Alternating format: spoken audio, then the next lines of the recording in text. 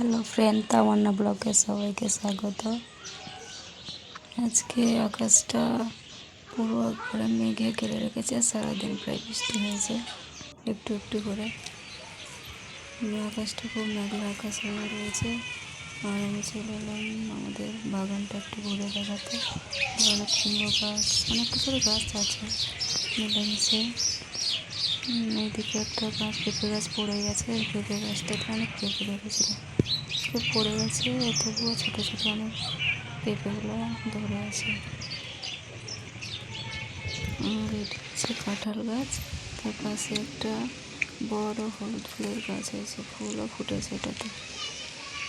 আর পেঁপে, মহলা, ঝিঙা, পুঁই, আম গাছ, ফুল গাছ, নারকেল গাছ, তারপরে কুমড়ো গাছ মাচাতে উঠেছে।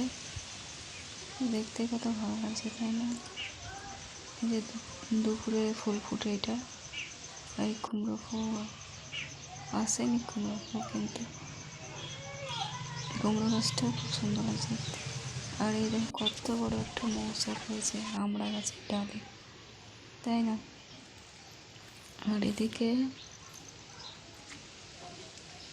সজনা গাছে একটা কুমড়ো লতায় দিয়েছে, কত সুন্দর লাগছে, তাই না? লতাটা কুমড়ো গাছে।